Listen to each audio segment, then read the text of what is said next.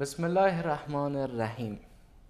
ماها پیش نوای یک ماه بر گوش می رسید، نوای یک ماه پر از برکت و آرامش بخش.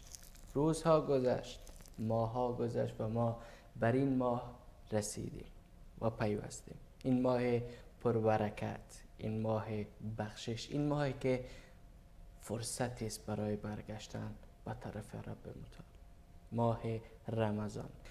سلام و عرض ادب دارم خدمت شما و عزیزان و بینندگان گرامی. با شما هستیم در اولین برنامه، در اولین روز این ماه مبارک رمضان، در برنامه لحظه های آسمانی. و من در این برنامه مهمان گرانقدر و عزیزی هستم و درباره مسائل مختلف بحث خواهیم داشت. و مهمان این برنامه ما جناب استاد محمد انصاری هستند. سلام و عرض ادب دارم استاد، خوش آمدید. علیکم السلام و رحمت الله و برکاته. بسم الله الرحمن الرحیم. الحمد لله رب العالمین والصلاة والسلام على سید الانبیاء والمرسلین حبیبنا محمد و علی آله و صحبه اجمعین. منم خدمت شما و بینندگان عزیز و گرامی عرض سلام و ادب دارم. امیدوار هستم که ماه مبارک رمضان را به خیر و خوبی آغاز کرده باشیم. استاد، ماه مبارک رمضان از دیرها منتظرش می بودیم و بالاخره رسید و خداوند شکرگزار هستم که در روز اولش میتونیم یک برنامه خوب با شما داشته باشیم. استاد، روز اول چگونه آغاز کردیم؟ طبیعتاً روز اول ماه مبارک رمضان یک کمی سخت است، مشکل است برای کسی که 11 ماه تقریبا یک سری روتین روزانه رو چای، قهوه، صبحانه و اینا عادت داشته باشه. روز اول و دوم تا سوم رمضان یک کمی سخت است، اما میدانید که ماه رمضان حلاوت و شیرینی خاص خودش داره. استاد، ما از این فرصت استفاده کردیم، گفتیم چه خوب است در روز اول رمضان بحث ما درباره خود این ماه باشد و درباره موضوعاتی که فضیلت و غیر موضوعات مختلف همین ماه صحبت کنیم، باشد که معلومات ما زیادتر شود و سخنان شیرینش ما داشته باشیم. استاد، در نخست میخوایم سوال کنیم که جایگاه ماه مبارک رمضان در دین ما چیست و چی جایگاهی دارد؟ ببینید، الله سبحانه و تعالی برای ما و برای دین مبین اسلام 5 رکن قرار داده است. درست. که ارکان 5گانه اسلام معروف است. با شهادتین شروع میشه و با حج تمام میشه. الله سبحانه و تعالی روزه ماه مبارک رمضان را یکی از ارکان مهم دین مبین اسلام قرار داده است. درست. در قرآن کریم می‌فرماید که یا ایها الذین آمنوا کتب علیکم الصیام کما کتب علی الذین من قبلکم لعلکم تتقون. الله سبحانه و تعالی می‌فرماید که ما ماه مبارک رمضان را، روزه گرفتن این ماه را بر شما فرض کردیم. درست. شد رکنی از ارکان دین مبین اسلام. اما این رکن با ارکان دیگر یک ویژگی های خاصی دارد که انشاءالله در موردش صحبت خواهیم کرد. بزرگترین ویژگی این ماه مبارک این است که این عبادت بزرگ، یعنی روزه گرفتن، بین انسان و پروردگارش است. درست، همین متمایز میکنه ما را با ماهای دیگر. دقیقاً. درست. و ثواب و اجر و پاداشی هم که برای این ماه در نظر گرفته شده است با اجر و پاداش بقیه عبادت ها فرق می کند. اصلا هر عبادت یک ویژگی خاصی دارد. درست. مثلا شهادتین، وقتی که رکن اول اسلام که شهادتین است، یک انسان همه خواهشات نفسی خود را زیر پا میگذارد. درست. همه آنچه که در دنیا و خارج از دنیا، خارج از مادیات دنیاست، همه آن را یک طرف قرار میدهد و خودش را تسلیم ذات اقدسی می کند که آفریدگار اوست. سبحان الله. ویژگی شهادت به وحدانیت الله سبحانه و تعالی و رسالت رسول الله صلی الله علیه و سلم این است که انسان در قلب خود به الله متعال ایمان می آورد و در قلب خود رسول الله صلی الله علیه و سلم را تصدیق می کند و این ایمان قلبی و این تصدیق قلبی را به زبان اقرار می کند و با عمل کردن به دساتیر و فرامین الهی این رو در عمل اجرا می کند. یعنی اگر یک انسانی بیاد و بگوید که من ایمان آوردم به الله سبحانه و تعالی، ایمان آوردم به رسول الله، درست، یا اصلا در دلش این رو پنهان بکند و به زبان اقرار نکند، از او پذیرفته نمی شود. حتما باید اقرار بکند. در قلبش تصدیق کرد، ایمان آورد، به زبان اقرار کرد اما عمل نکرد. متاسفانه امروز بعضی را می‌بینیم والله ایمان در قلب است و فلان است و این است. به زبان اقرار کرد، در قلبش هم تصدیق کرد اما عمل نکرد. درست. این ارکان ببین، بعد از رکن اول که شهادت این است، بعد از اون چی میاد؟ نماز میآید، روزه میآید، زکات میآید، بعد از او حج میآید. یعنی چی؟ یعنی وقتی که تو ایمان آوردی، تصدیق به قلب کردی، باید با عمل نشان بدهی. درست. مثلا شما با یک نفر دوست هستید، میگید که من تو را دوست دارم، اما در عمل به او اذیت و آزار میرسانید، خدای نکرده به او دشمنی میکنید. آیا این دوستی شما پذیرفته میشود؟ نه خیر. پذیرفته. قل ان کنتم تحبون الله فاتبعونی یحببکم الله. بگو اگر که شما الله سبحانه و تعالی رو واقعا دوست دارید، از رسول الله صلی الله علیه و سلم پیروی بکنید تا که الله شما رو دوست داره. پس پیروی از الله سبحانه و تعالی و عمل به فرامین و دستورات الله سبحانه و تعالی و رسول الله صلی الله علیه و آله و سلم از جمله متطلبات چی است؟ شهادتین است. درست.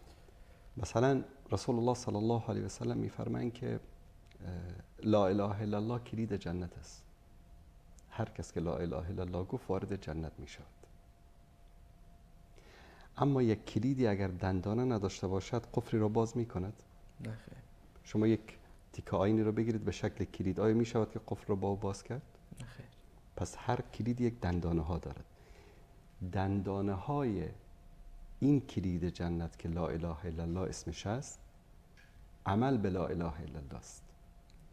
عمل به فرامین و دستورات الله سبحانه و تعالی و رسول الله صلی الله علیه و سلم دندانه های این کلید است که اسمش لا اله الا الله است و به وسیله او انسان وارد جنت می شود. درست. این ویژگی است که ما در شهادتین می بینیم. نماز ویژگی خاص خودش رو دارد. دقیقاً. نماز قله اسلام است. نماز ستون دین است. اولین چیزی که پرسیده می شود نماز است. نماز نشانه مؤمن است. رسول الله صلی الله علیه و سلم می‌فرمایند که العهد الذي بیننا و بینهم الصلاة فمن ترکها فقد کفر. عهد و پیمانی که بین ما یا فرقی که بین ما و بین کفار است چی است؟ نماز است. نماز یک ویژگی مسلمان است. امروز ببینید در هر گوشه دنیا جایی که مسلمان است مسجد است. جایی که مسجد است در آنجا نماز است. مسلمان ویژگیش این است که در نمازها شرکت می کند، در عید، در جمعه، در نمازهای پنجگانه. نماز خواندن مسلمان یک ویژگی مسلمان. امروز اکثر کفار مسلمان ها رو به چی میشناسن؟ به نماز خواندنشان میشناسن. نماز شعار دین است. به خاطر همین این رکن یکی از ارکان مهمی است که علما میفرمایند که اصحاب رسول الله صلی الله علیه و سلم تارک هیچ عبادتی را مثل نماز تکفیر نمی کردن. مثلا این نفر اگر روزه نمی گرفت، یک نفر اگر حج نمی کرد، حالا گناه کبیره بود، اگر مثلا انکار که جداست، کسی که انکار بکند یکی از این ارکان رو انکار بکند کافر است. اما نماز فرق می کند با بقیه عبادت ها. نماز اگر که شما قبولم داشته باشی، اقرارم داشته باشی، ایمانم داشته باشی، اگر ترک بکنی کافر میشی. درست. تارک نماز کافر می شود. احادیث زیادی از رسول الله صلی الله علیه و سلم ثابت شده است که حدیث صحیح و صریح درست. که ترک کننده نماز کافر است. استاد اگر کسی بعضی وقت میخوانم بعضی وقت نمیخوانم، کسی که ترک میکند عمدن نماز را کافر است. اگر ولو یک فمن وقت، ترکها فقط کفر. درست، نگفته رسول الله صلی الله علیه و سلم فمن لم یؤمن بها، کسی که با او ایمان نیاورده باشد، قبول نکرده باشد، فمن ترکها فقط کفر. آیه قرآن داریم ما سلککم فی سقر، چه چیز شما را به قعر جهنم انداخت؟ قالوا لم نکن من المصلین. از جمله نمازگزاران. اینجا را شاید کسی بیاد تعبیل بکنه که از جمله نمازگزاران نبودیم یعنی مسلمان نبودیم. در آیه دیگری میگه که فویل للمصلین، وای به حال نمازگزاران. مردم تعبیر وای به حال نمازگزار، الذین هم عن صلاتهم ساهون، کسایی که کاهل نماز هستند، گاهی میخوانند گاهی نمیخوانند، دیر میخوانند، با تنبلی میخوانند. برای اونها خداوند ویل میگه. ویل چی است؟ ویل جهنم است، ویل عذاب دوزخ است. ویل للمکذبین ویل للکافرین فویل لهم. یعنی این ویلی که در قرآن کریم ذکر میشه یعنی عذاب جهنم. فویل للمصلین، وای به حال نمازگزاران، الذین هم عن صلاتهم ساهون، کسانی که چی میکنند؟ کاهل نماز است. ما در اصطلاح میگیم کاهل نماز است، یعنی نماز سر وقتش نمیخوانه. که البته اینجا علما بعضا تعبیر کردن که یعنی کسی که قبول داشته باشه اما نماز را یعنی ترک بکند، اما این تعبیر علماست، تعبیر بعضی از علماست. درست. آنچه که صحیح و صریح در قرآن و سنت ثابت شده است این است که کسی که نماز را ترک بکند کافر است، ولو اینکه به فرضیت نماز ایمان داشته باشد. درست. این ویژگی نماز است. ببینید نماز مثل کشتی است. درست. شما مثلا وقتی که به پیشگاه الله سبحانه و تعالی می روید، روزه گرفتی، زکات دادی، حج کردی، صدقه، کل اعمال صالح رو انجام دادی. بیایم این اعمال صالح رو مثل یک کانتینرهای حساب بکنیم که بسته‌بندی شده است. داخلی اعمال صالحه رو شما می‌خوای که به پیش الله متعال ببری. درست. وسیله بردن این اعمال صالح به پیش الله سبحانه و تعالی چی است؟ انشاءالله که نماز است. مثل کشتیه که این کانتینرها را از یک شهر به یک شهر، از یک کشور به یک کشور انتقال میداد. شما 100 تا کانتینر داشته باشی پر از مال، اما کشتی خراب باشد، کشتی وجود نداشته باشد، میتوانی از یک شهر به دیگه شهر انتقال بدهی؟ از یک کشور به یک کشور انتقال بدهی؟ نخیر. همین کشتی در عبادات، در اعمال انسان نماز است. و رسول الله صلی الله علیه و سلم تاکید میکنن که کسی که با حسنات بیاید یا کسی که حسنات را بیاورد، وسیله بردن اینها چی است؟ نماز است. یک ویژگی است که الله متعال قرار داده است. طرف حج نکرد، کسی او را کافر نمیگه. درست. کسی حتی روزه هم نگرفت، گناه بزرگی است. روزه را قبول داره، ماه مبارک رمضان را قبول داره، اما اگر روزه نگرفت مرتکب گناه کبیره شده است. باید قضا بیاورد، باید کفاره بدهد، باید. اما اصحاب رسول الله صلی الله علیه و سلم، کسانی که دین اسلام را فهمیدن و قرآن را فهمیدن و از زبان پیامبر شنیدن، میگویند که اگر یک انسانی نماز نخواند او انسان کافر است. در حقیقت هیچ است، چون این را از پیامبر صلی الله علیه و سلم شنیدن. درست. روزه ویژگی خاص خودش را دارد. ویژگی روزه چی است؟ که همه عبادت ها را شما به ظاهر انجام می دهید، مردم می بینند که مجیب جان مثلا نماز خواند. درست.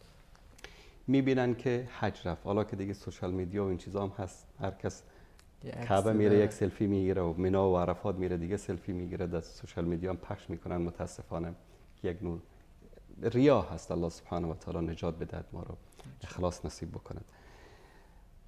اما آیا شما می توانید ثابت بکنید که الان روزه هستید؟ نمی توانید ثابت. شاید خشکی لب بسته. بعضی ها هستن که یک کمی هوا میزنن به لباشان ها روزه. یعنی نه من نه شما و هیچ مسلمانی در دنیا نمی تواند به دیگران ثابت بکند که امروز روزه است. دقیق. تنها کسی میداند که شما روزه هستین که ذات اقدس الله سبحانه و تعالی است. به خاطر همین ویژگی ماه رمضان و روزه ماه رمضان این است که الله سبحانه و تعالی برای این عبادت اجر و پاداش معینی تعیین نکرده است. یعنی اجر پاداش مشخص نیست. درست. نماز میخوانید شما، اجر و پاداش تعیین کرده است. کسی که نماز بخواند این ثواب دارد، کسی که نماز بخواند این ثواب دارد.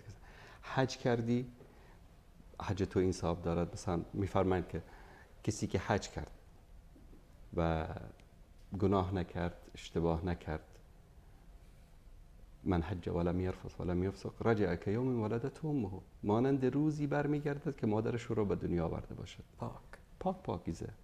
پس یک اجر بزرگی تعیین شد برای زکات هست، برای جهاد هست، برای همه عبادت ها اجر و پاداش مشخصی است. دو عبادت ما داریم که اجر و پاداش برایش تعیین نشده است، یعنی مقدار تعیین نشده است. درست. الله سبحانه و تعالی میفرماید که الصوم لی و انا اجزی به، روزه برای من است، من پاداش آن را میدم، چون غیر از الله کسی دیگری خبر ندارد که شما روزه دارید یا ندارید. انسان میتواند تظاهر بکند. در بعضی از کشورها میبینید که صبح تا شام میخورن، بعد سر سفره افطار جمع میشن در هتلی، در رستورانی، به نام پارتی خاصی به نام افطاری ترتیب میدن. روزه دار و بی روزه همه میان اونجا خرما میخورن، آب زمزم میخورن. بله، به نام روزه دار. چون این عبادت ویژه و مخصوص الله سبحانه و همه عبادت ها برای الله سبحانه و تعالی است، اما این اجر و پاداشش رو الله سبحانه و تعالی گفته من میدم. درست. و صبر، الله سبحانه و تعالی میفرماید که کسانی که صبر پیشه میکنن اجر و پاداش خود را بدون حساب میگیرن. یعنی اونقدر زیاد خواهد بود. انما یوفی الصابرون اجرهم چی؟ به غیر حساب. به غیر حساب میگیرن، یعنی مقدار تعیین نشده. گفته نشده که مثلا اگر که 1 ساعت صبر کردی انقدر، بله، اگر 1 دقیقه صبر کردی. صبر پاداشش بی حساب است در نزد الله سبحانه. به اندازه صبرت الله سبحانه و تعالی به شما چی میداد؟ اجر پاداش میداد. بزرگترین ویژگی روزه ماه مبارک رمضان صبر است. درست. صبر بر شهوت، صبر بر تشنگی، صبر بر گرسنگی، صبر بر دیدن حرام، صبر بر شنیدن حرام، صبر در مقابل ضعفی، در مقابل بیحالی، صبر در مقابل همه سختی هایی که در طول روز طرف روزه است، صبح ماه مبارک رمضان بلند می شود، می رود سر کار، درست، می رود درس. شما شاید در ماه رمضان دانشگاه هم بروید، خیلی هم سخت است. این صبری که انسان انجام می دهد، ببینید دو عبادت با هم یک جا شد. ارتباط خوب صبر باشه. صبر و روزه گرفتن. درست. روزه گرفتن تنها عبادتی است که شما نمی توانید تظاهر بکنید، خدا می داند. بقیه عبادت ها میشه تظاهر کرد. جا نماز میندازی، نماز میخوانی، مردم میگن به به عجب آدمی است. به گفته بعضی میگن که کسی داشت نماز میخواند، مردم گفتن به به عجب نمازی، عجب رکوعی، عجب سجدی. میگه دم وسط نماز صدا کرد، گفت روزه هم هستم.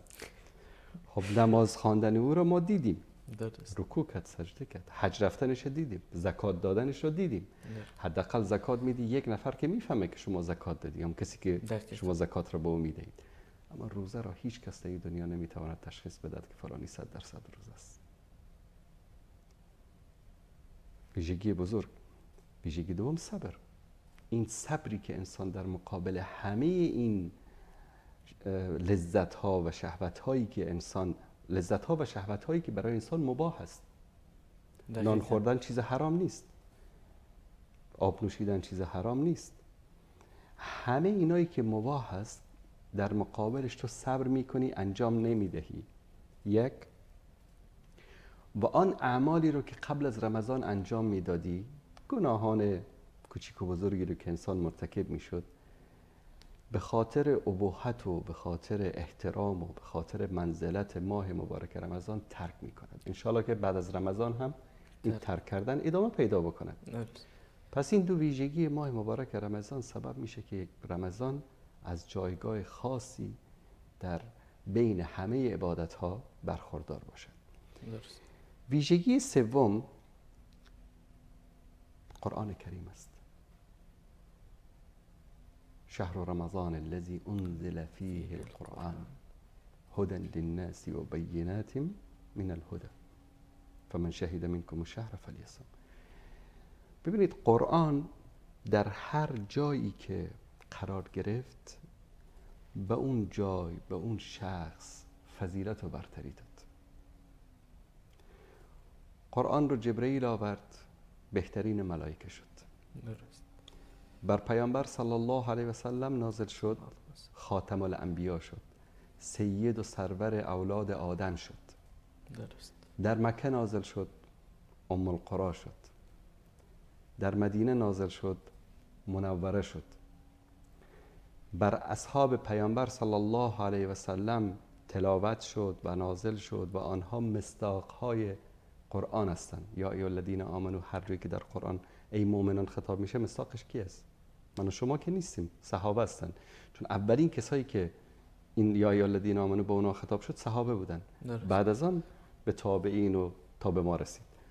و ما امروز همه مسلمان ها تا روز قیامت مخاطب هستند در یا ایها الذین آمنو، لکن اولین کسایی که مخاطب قرار بودن کیا بودن؟ اصحاب پیامبر بعد از انبیا بهترین بشر. خاطر همین قرآن بود. قرآن مجید است، مجد میدهد، عظمت میدهد. قرآن عظیم است، بزرگی میدهد. قاری قرآن تاجی از وقار بر سرش گذاشته می شود که یک گوهر آن از دنیا و ما فیها ارزشش بیشتر است. به قاری قرآن، کسی که قرآن حفظ کرده است یا کسی که قرآن بلد است، قرآن را عمل کرده است، در روز قیامت به او چی میگوین؟ اقرأ وارتقی، بخوان و برو بالا. فکر کنید بله، یک طبقاتی هست. مثلا طبقه اول خانه هایی است که مثلا عادی شاید، طبقه دوم خانه هایی است در و گوهر، همینطور طبقه بندی است در بهشت، طبقات است اونجا. هر آیه‌ای که میخوانه یک طبقه میره بالا، بهش گفته میشه تو خوانده برو، همینطور بخوان و برو بالا. جایگاهت کجاست؟ منزلتت کجاست؟ آخرین آیه‌ای که یاد داری. ویژگی سوم این قرآنی است که در مثل یک ستاره‌ای در آسمان ماه رمضان می درخشد. رمضان اصلا با قرآن شناخته می شود. به یک بارگی قرآن در کدام شب نازل شد؟ شب لیلة القدر. شب قدر. لیلة القدر خیر من الف شهر. من الف شهر. از 1000 ماه بهتر است. چند سال میشه 1000 ماه؟ زیاد. حدود 80 چند سال میشه. از یک عمر بعضی ها از یک عمر بیشتر است. پس قرآن کریم در شب قدر بر پیامبر صلی الله علیه و سلم نازل شد. این شب شد خیر من الف شهر. از 1000 شب بهتر. از 1000 ماه. از 1000 ماه. از 1000 ماه بهتر است. در این شب قیام انسان، نماز انسان، دعای انسان، عبادت انسان مورد قبول الله سبحانه و تعالی است. این شبی که با این عظمت و بزرگی که در طول سال مثل این شب ما سراغ نداریم، به خاطر چی است؟ به خاطر قرآن است. درست. پس قرآن کریم است. در هر جایی که نازل شد، بر هر کسی که نازل شد، در هر شبی که نازل شد، کرامت میبخشد. درست. این شد ویژگی سوم ماه مبارک رمضان که الله سبحانه و تعالی در سوره قدر میفرماید انا انزلناه فی لیلة القدر و ما ادراک ما لیلة القدر لیلة القدر خیر من الف شهر. در این شب تنزل الملائکه و الروح، یعنی ملائکه و روح که به تعبیری تفسیری که علما میکنن جبرئیل علیه السلام است، به اجازه الله سبحانه و تعالی نازل میشن. و این شب پربرکت در کدام ماه قرار دارد؟ در ماه مبارک رمضان. دهه آخر ماه مبارک رمضان که در بعضی از تفاسیر والفجر و لیال عشر، شب‌های دهگانه که 10 شب اول ماه ذوالحجه به او تعبیر شده و 10 شب آخر ماه مبارک رمضان هم تعبیر شده است. الله سبحانه و تعالی به این 10 شب قسم می‌خورد. بر این 10 شب؟ بله. و بنابر حدیث صحیح که از پیامبر صلی الله علیه و سلم ثابت است، شب قدر در شب‌های طاق 10 روز یا 10 شب آخر ماه مبارک رمضان است. درست. به خاطر همین باید 10 روز آخر ماه مبارک رمضان را انسان بیشتر اجتهاد بکند، بیشتر سعی و تلاش بکند، بیشتر نماز بخواند. این یک فرصت است. ببین برادر عزیز، الله سبحانه و تعالی هیچ کس رو نمیخواد که به جهنم بفرستد. ما در شروع هر سوره میخوانیم بسم الله الرحمن الرحیم، به نام الله بخشنده مهربان، نهایت بخشنده، اینجا مبالغه است، و نهایت مهربان. به نام الله بخشنده و مهربان نیست. درست. ترجمه صحیحش این است الرحمن الرحیم، نهایت بخشنده، نهایت مهربان، بی انتها بخشنده، بی انتها مهربان، اندازه نداره. الله سبحانه و تعالی هیچ کس نمیخواد عذاب بده. بعضی امروز چی میگن؟ چه خدایی است که میخواد که مردم به جهنم بفرسته؟ الله هیچ کس نمیخواد به جهنم بفرسته. این راه جهنم رو ما و تو انتخاب میکنیم. دقیق. راه رو خود ما. الله سبحانه و تعالی میفرماید که انا هدیناه السبیل، انا هدیناه السبیل، راه رو برایش نشان دادیم. فاما شاکرا و اما کفور، شکرگزار میشی راه درست میری، کافر میشی راه غلط میری. میگه انا اعتدنا للکافرین سلاسل و اغلالا و سعیرا، برای کسایی که کافر شدن باز چی آماده کردیم؟ غل است و زنجیر است و جهنم است و عذاب است. هم فیها خالدون. و کسایی که انسان‌های خوب هستن، انسان‌هایی که راه درست رو انتخاب میکنن، کسایی هستن که ابرار هستن، کسایی هستن که به بهشت میروند، کسایی هستن که از نعمت‌های الله سبحانه و تعالی بهره مند میشوند. پس راه رو ما انتخاب میکنیم. الله ما رو به زور نمیبرد که بیا حتما تو وارد جهنم شو. بعدش ولله مثل الاعلی، من یک مثال بزنم که بینندگان خوب متوجه بشن. شما کسی را دوست دارید، درست. به هر بهانه میخواهید به او کمک بکنید، به هر بهانه میخواهید دست او را بگیرید، پشت سر خبر ندارد، جای شفاعتش رو میکنید، واسطه میشید که مشکلش مثلا در دانشگاه حل شود، از یک طریق غیر مستقیم بهش کمک میکنید که اصلا عزت نفسش هم حفظ بشود و مشکلات زندگیش حل شود. درست. سفارش رو میکنید، از هر راهی که امکان داشته باشه با او کمک میکنید، سعی میکنید او رو به یک جایی برسانید. درست. چرا؟ چون دوستش دارید. چون دوستش دارین. دنبال بهانه میگردید که به او کمک بکنید. الله سبحانه و تعالی به دنبال بهانه میگردد که ما رو به بهشت ببرد. اما ما یکی از این بهانه ماه مبارک رمضان است. قرار دادن این موسم ها، فرصت های خیر برای بشر، بهانه است که ما رو به بهشت ببرد.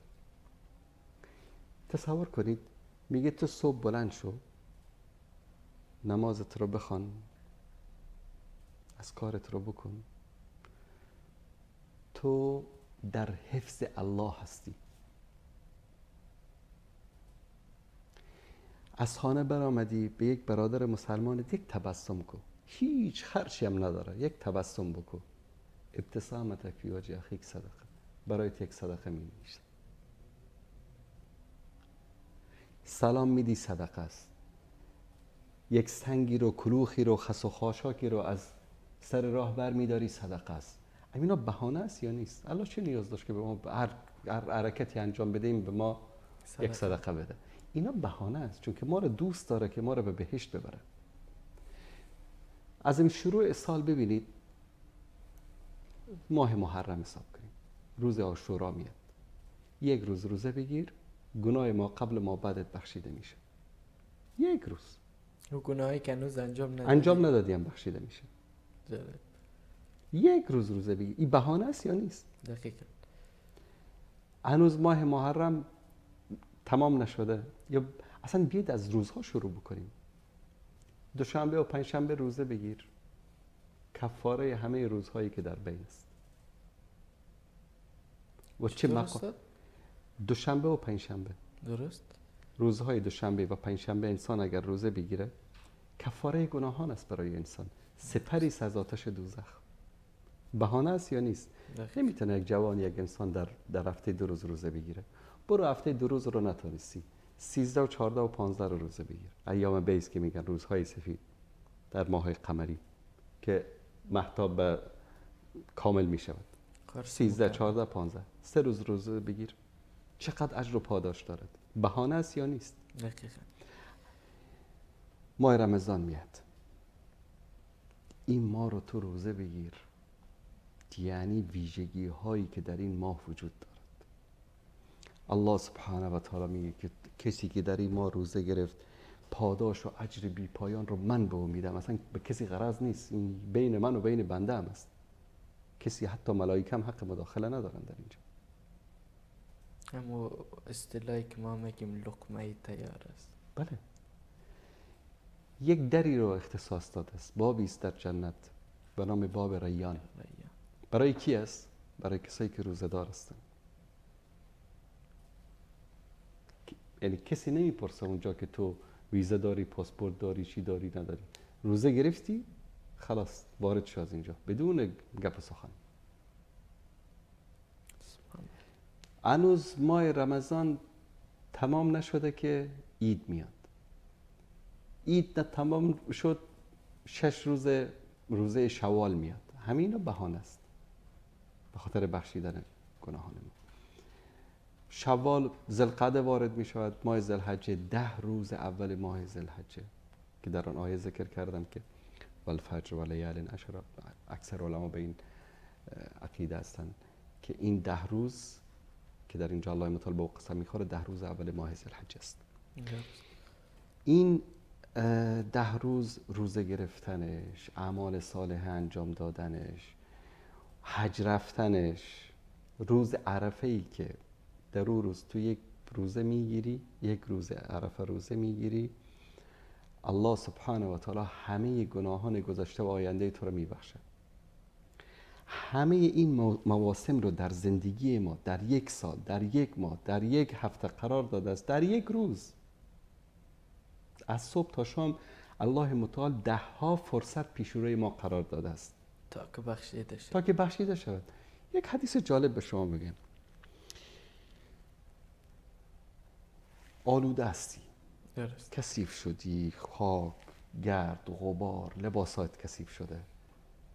یک چشمه آب زلالی باشه که در این چشمه بری خودت با لباسات بندازی،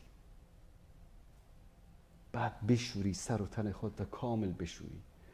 بعد از اینکه از آب برآمدی، آیا آثار این گرد و خاک و کثافت در بدن انسان میماند؟ نخیر. الله متعال همین یک چشمه برای ما روزانه 5 وقت آماده کرده است. میگه بیا خودت پرت اینجا، بنداز خودت را در این چشمه و تمیز کن از همه گناهانی که قبل از او انجام دادی. پاکیزه بیا بیرون. میدونید چشمه چی است؟ رسول الله صلی الله علیه و سلم فرمودن که به صحابه، اگر یک نهری باشد پیش روی خانه شما که روز 5 وقت خودتان را در این نهر بشویید، آیا آثار کثافت و چرک و چیز به بدنتان میماند؟ نه یا رسول الله میتی یک نهری باشه پیش روی خانه ما هیچ نیمان. مثال 5 وقت نماز است. هر نماز مانند یک چشمه است که می‌درایی در اونجا خودتو پاکیزه میکنی. ببین در یک 24 ساعت برای ما 5 فرصت طلایی قرار داده است. چشمه آب زلال در پیش روی خانه قرار داده است. بیا خودتو بشور. چه بدبخت است انسانی که از این چشمه پاک استفاده نمی‌کنه. دقیقاً. بیا وضو بگیر. میای وضو میگیری، با هر قطره این آب وضو که از بدن تو میچکد یکی از گناهان تو بخشیده میشود یا و یک ثواب برای تو نوشته میشود. آیا همچین فرصت استثنایی رو کسی که انسان رو دوست داشته باشد برای انسان مهیا میکند یا کسی که میخواد انسان رو به جهنم ببرد؟ کسی که دوست داشته باشه. یک بار وضو بگیر. شما یک وضو رو که گرفتی هزاران قطره آب از بدن تو میچکد. درست. با هر قطره یک گناه بخشیده میشود، یک ثواب نوشته میشود برای انسان. همه اینا فرصت است و این ماه مبارک رمضان یک فرصت استثنایی است که بعد از 11 ماه درست هر چی کردی، گناه کردی، معصیت کردی، نافرمانی کردی، قبل از اینکه بمیری، چون هیچ کدام ما نمیدانیم که کی میمیریم. یکی شاید در 1 سالگی، یکی در 60 سالگی، یکی در 15 سالگی، یکی در 80 سالگی. مرگ انسان نمیداند که کی است. خداوند میخواد قبل از مردن، درست، در روزها این فرصت ها هست، در ماه ها عرض کردن هست، در سالم بهترین فرصت ماه مبارک رمضان است. این فرصت رو برای تو مهیا کرده. بسم الله از این فرصت استفاده کن. درسته. استاد درباره جایگاه و ویژگی های ماه مبارک رمضان حرف زدیم و جایگاه و روزه همچنان. میخوایم درباره فلسفه از که چطور روزه بالای ما فرض شده در ماه مبارک، درباره فلسفه از شما بشنویم. همه عبادت ها فلسفه خاص خودش رو دارد. خب مثلا در مورد نماز صحبت کردیم. نماز جامعه همه عبادت هاست. الله سبحانه و تعالی می فرماید که این الصلاة تنهی عن الفحشاء والمنکر. نماز انسان را از فحشا و منکر باز می دارد، دور می کند. بله. بعضیا میگن که خب فلانی نماز میخواند اما فحشا و منکر. اون نماز نمیخواند، یک عادت شده برش. مانند سپورت، شما که صبح میرید سپورت میکنید، ورزش میکنید، عادت شده. نماز برش اگر نماز را انسان واقعا آنطوری که آن نمازی که رسول الله صلی الله علیه و سلم میفرمایند که صلوا کما رأیتمونی اصلی، نماز بخوانید مانند که من نماز میخواندم یا مانند اینکه دیدید که من چگونه نماز میخوانم. اگر انسان نماز را صحیح و درست بخواند، واقعا که نماز انسان را از فحشا و منکرات باز می‌دارد. درست. چون نماز جامعه همه عبادت هاست. همه این ارکان اسلامی رو که ذکر کردیم در نماز هست. چطور استاد؟ مثلا شما نماز می‌خوانید. درست. نماز خودش یک رکن است. به طرف کجا نماز می‌خوانید؟ مسجد الحرام. حج به کجا می‌روید؟ مسجد الحرام. پس حج هم در نماز هست. درست. روزه یکی از ارکان اسلام است. روزه در نماز هست. روزه نماز سخت‌تر از روزه رمضان است. چطور است؟ مثلا در روزه رمضان شما میتوانید حرف بزنید، راه بروید، بخوابید. اما در نماز نه میخورید، نه میآشامید، نه چپ و راست نگاه میکنید، نه گپ میزنید. هیچ کاری انجام داده نمیتونید. یعنی چی؟ از سر تا پای شما روزه است. درست. نمیتوانید بخوابید، نمیتوانید بخندید، هیچ کاری یعنی تمام وجود شما روزه است. روزه نماز، روزه‌ای که در نماز هست، از روزه رمضان سخت‌تر است. خیلی جالب بود حرف است. در زکات یکی از ارکان اسلام است. از مال خود میبخشید. در نماز انسان از وقت خود را میبخشد. وقتی که میتوانی از این وقت بری پول پیدا بکنی، بری بگردی، بری تفریح بکنی، بری لذت ببری. این وقت خودت رو چیکار میکنی؟ میبخشی.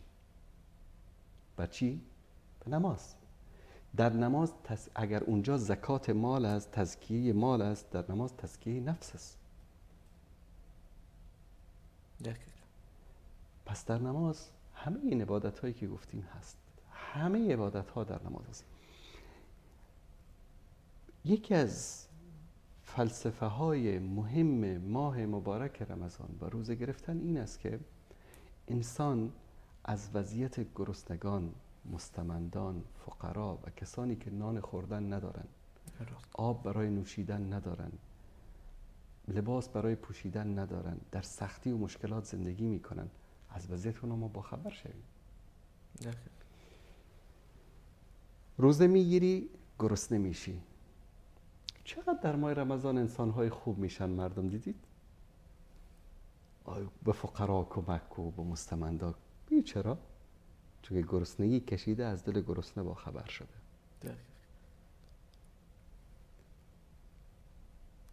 نعمت‌هایی رو که الله سبحانه و تعالی برای تو حلال کرده است، تو در این ماه خودت را از او دور میکنی. فقط به خاطر رضای الله. به خاطر رضای الله. تأثیرش بر تو چی است؟ که تو از دل گرسنه ها، از دل نادارها، از دل فقرا خبر میشی. اگر انسان واقعا روزه بگیرد و با اخلاص روزه بگیرد، انسان این روزه ماه مبارک رمضان بر انسان تأثیر میکند، بر حرکت انسان، بر عمل انسان. الله سبحانه و تعالی نیاز به گرسنگی و تشنگی ما ندارد. دقیقاً. ما فکر میکنیم مثلا شما گرسنگی کشیدی، 2 بعد غذا نخوردی، صبحانه نخوردی، ظهر هم چیزی نخوردی، آیا این چیزی که تو نخوردی به خدا میرسد؟ نیاز دارد خداوند که تو نخوری؟ حالا خب ماشاءالله مردم 2 بعد غذا نمیخورن، باز تلافیش در افطار در میارن، به جای 2 بعد 4 بعد میخورن در افطار. درست. لیکن هدف روزه این نیست. هدف روزه این است که تو که گرسنگی کشیدی، تشنگی کشیدی، از دل گرسنه ها، از دل تشنه ها، از دل کسانی که ندارند، از دل فقرا، از دل مردم غزه که امروز نان خوردن ندارن، هر روزشان برایشان رمضان است. چند ماه می شود که صدها نفر انسان از گرسنگی و تشنگی جان دادن. متاسفانه. نه تنها گرسنه و تشنه، هم گرسنه، هم تشنه، هم زیر آوار، هم زخمی. اگر این روزه ماه مبارک رمضان این احساس و عواطف ما را در مقابل امن و آن ما، در مقابل انسان ها تحریک نکند، پس این روزه هم برای ما فایده ای ندارد. پس گفتم میتونیم که روزه ماه مبارک رمضان تنها روزه شکم نیست. بله.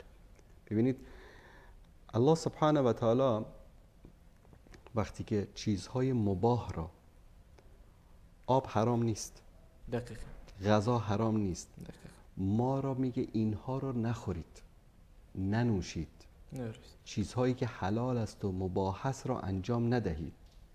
پس اولاتر است که آن اعمالی که گناه است، معصیت هست، نه در رمضان نه در غیر رمضان نباید آن را انجام داد. اصلا رمضان یک مدرسه است. شما الان میخواین برید گواهینامه رانندگی بگیرید یا لیسانس بگیرید یا اهلیت به قول من. شما باید 5 روز برید عملی، 5 روز برید نظری بخوانید و عملی برید رانندگی رو یاد بگیرید. بعد از اون امتحان میگیرن، در امتحان کامیاب شدید به شما لیسانس میدن. این لیسانس یا این گواهینامه به شما اجازه میداد که در شهر رانندگی بکنید در شهر. روزه ماه مبارک رمضان یک مدرسه است. این مدرسه شما رو تعلیم میداد که از گناه ها دوری بکنید، چشمتان هم باید روزه باشد همونطوری که معده‌تان روزه است. درست. رسول الله صلی الله علیه و سلم میفرمایند که کسی که دروغگویی، فریبکاری، اعمال زشت و گناه را ترک نکند، الله سبحانه و تعالی به گرسنگی و تشنگی و نیازی ندارد. در ماه مبارک، در ماه مبارک رمضان. پس رمضان یک مدرسه است که به شما تعلیم میداد که نه تنها این مباحات را انجام نده، نخور، ننوش، بلکه آن اعمالی که گناه هست اونها را اولاتر است که انجام ندهید. حتی به اندازه‌ای که در حدیث رسول الله صلی الله علیه و سلم می‌فرمایند که اگر کسی به تو فحش داد، کسی تو رو زد، کسی به تو اهانت کرد، توهین کرد، چیکار باید بکنی؟ صبر. اللهم انی صائم. خدایا من روزه هستم. این مدرسه تو را تعلیم میداد که چطور صبر بکنی، چطور تحمل بکنی در مقابل گناهان، در مقابل شهوت‌ها، در مقابل لذت‌ها، در مقابل حرام، چطور بتوانی خودت رو نگه داری. درست. بعد از اینکه این عمل رو انجام دادی، 30 روز رمضان، 29 روز رمضان تمام شد، به شما یک برگه داده می شود، یک گواهینامه داده می شود که در بالای اون نوشته است که باب ریان، لیسنس دخول بهشت از دروازه ریان. این لیسنس به شما داده شد. اگر همین گواهینامه‌ای که شما گرفتی 3 بار، مثلا در بعضی کشورها 1 بار، در بعضی کشورها 2 بار، در بعضی کشورها 3 بار، 1 بار اگر از چراغ قرمز رد شدی جریمه هستی. درست. 2 بار اگر رد شدی جریمه هستی. دفعه 3م رد شدی لیسانس ازت میگیرن، دیگه حق رانندگی نداری. اگر کسی الکل خورد، نوشید، رانندگی کرد، لیسانسش ازش میگیرن. کسی اگر که عکس رفت، برعکس در جاده رفت، لیسانسش ازش میگیرن. در بعضی کشورها اول جریمه میکنن، دفعه 2 میگیرن. درست. پس بر حذر باشیم از این که 1 ماه زحمت بکشیم، گواهینامه دخول بهشت را هم به ما بدند، چند روز بعد از رمضان کارهایی انجام بدهیم که الله سبحانه و تعالی پس از ما بگیره، لیسانس ما بسوزه. خیلی مثال جالب بود استاد. و علامت قبولی روزه ماه مبارک رمضان این است که انسان بعد از ماه رمضان هم مانند ماه رمضان باشد. یعنی ما باید انسانهایی باشیم خدایی، الهی، نه انسانهای رمضانی. متاسفانه در ماه رمضان، بگیم خوشبختانه در ماه رمضان، خیر و صدقه و اعمال نیک و چه انسانهای خوبی میشیم. سبحان الله، نور از سر رویش میباره، حتی هم که به سرش بزنی صداش در نمیاد. همین که نماز عید رو خواند، امان شیطان است. نگویی که رمضان تیر کرد. این علامت این است که رمضان بالای ما هیچ تأثیری نداشته. این علامت این است که رمضان برای ما یک روتین بوده است. پارسال یادم میاد در یکی از برنامه بودیم، گفتیم که روزهای آخر رمضان است، 3-4 روز مانده بود به پایان رمضان. هنوزم سر وقت است بیایید توبه بکنیم، بیاییم از خدا بترسیم، بیاییم همین از این 2-3 روزی که مانده استفاده بکنیم. اما الان چی میگیم؟ 1 سال گذشت، الان اول رمضان است. 29 روز فرصت. 29 روز فرصت. والله الله ما انقدر مهربان است که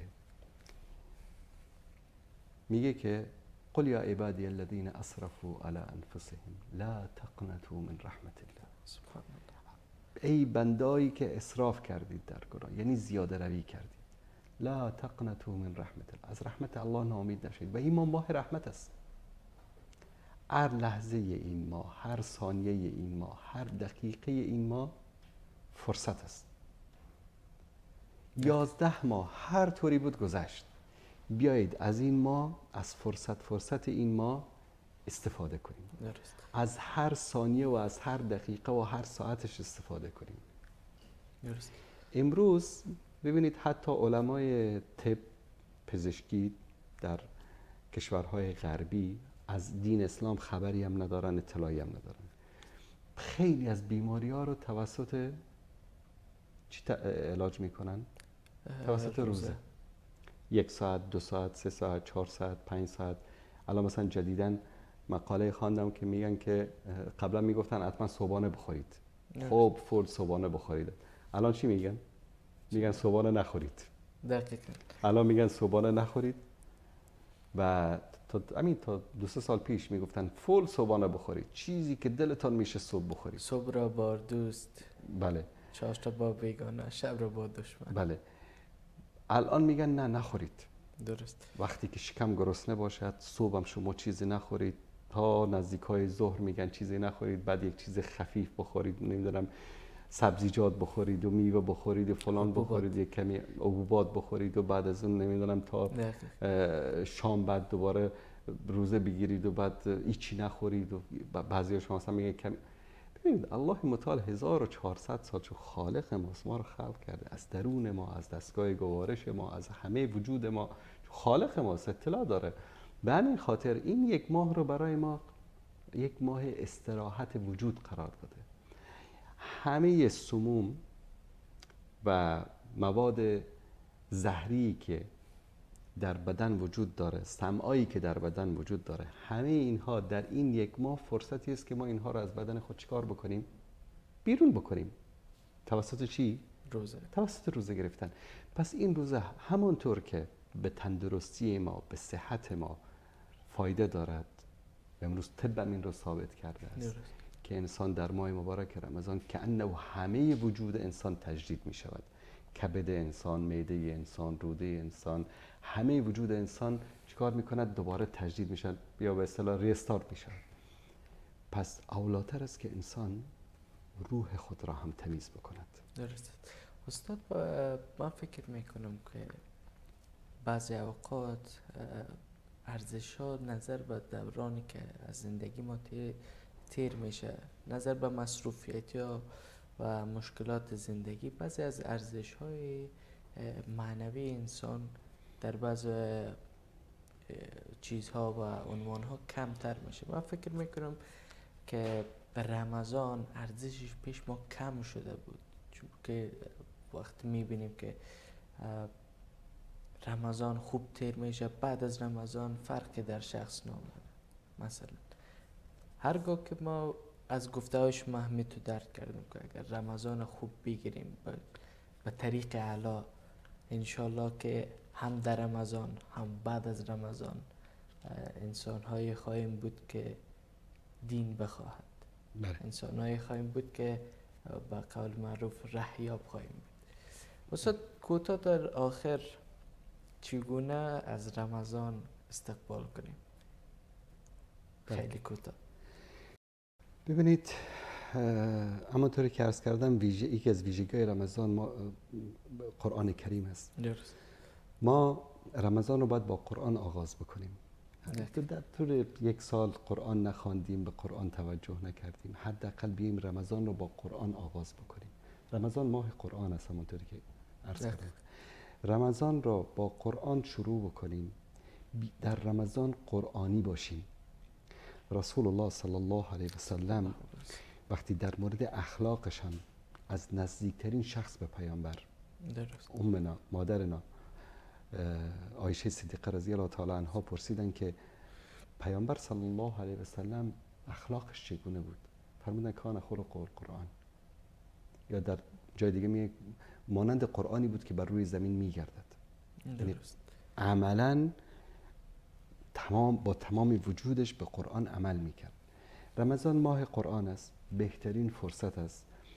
نه اینکه بریم در والا چیکار کردید در 3 شب ختم کردیم، او ختم و او تراویح که خواندی هم به سر تو بزنه و هم به سر امامی. یکی از مشکلات بزرگ است. بله. رمضان ماهی است که تو باید در این ماه قرآن را بفهمی. درست. بفهمی که در قرآن چه اوامری است، چه نواهی است. در قرآن کریم روح تو رو، عقل تو رو، تمام وجود تو رو الله سبحانه و تعالی مخاطب قرار میده تا تو را هدایت بکند. درست. تا تو از تو یک انسان واقعی بسازد. مثلا یا الذین آمنوا آمنو، ای کسانی که ایمان آوردید ایمان بیاورید. یعنی چی؟ ایمان آوردید ایمان بیاورید یعنی مثل آدم ایمان بیاورید، تنها به زبان نباشد، به عمل باشد. درست. پس ماه رمضان را اگر ما با قرآن شروع بکنیم و با قرآن ختمش بکنیم، کافی است این که شب یک روز در 24 ساعت یک جز از قرآن رو انسان بخواند. شاید نهایتش 1 ساعت وقت ما رو بگیره. باور بکنید معنویاتش، تأثیرش بر انسان به اندازه‌ای خواهد بود که انسان از عبادتهایش لذت ببره، از زندگیش لذت ببره، از با الله سبحانه و تعالی بودن لذت ببره. چون که کسی که از قرآن دوری کرد، رمضان ماه قرآن است نه؟ کسی که از قرآن دوری کرد دلتنگ میشه، استرس میگیره، امراض روحی روانی به او سرایت میکنه. چرا؟ چون الله متعال میفرماد که و من اعرض عن ذکری فإن له معیشة ضنکا. کسی که از قرآن دوری بکند خداوند به او دلتنگی میدهد، استرس میدهد. امروز ببینید مردم روانشناس مراجعه میکنن به خاطر استرس و قلق و اضطرابات و فلان مسائل مشکلات روحی. شاید که بیش از 70-80% مردم دنیا مبتلا هستند به این بیماری‌های روانی. به خاطر چی است؟ به خاطر دوری از کتاب الله سبحانه و تعالی. پس کتاب الله یک داروی بر تمام مشکل، بهترین دارو است.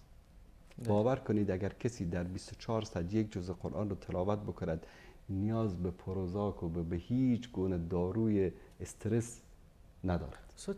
کار مشکل هم نیست خواندن، حداقل یک بار خواندن در روز. یقینا.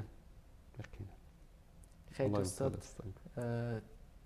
روز اولم بود گرچه خوش گذشت، کم و کم تاثیرات روزه معلوم میشد بر من و شما.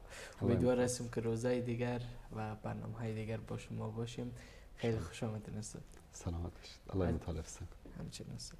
عزیزان گرامی، این بود اولین قسمت از برنامه‌های لحظات آسمانی. تا دیدار دیگر در روزهای رمضان شما را به الله کریم و رحیم میسپاریم.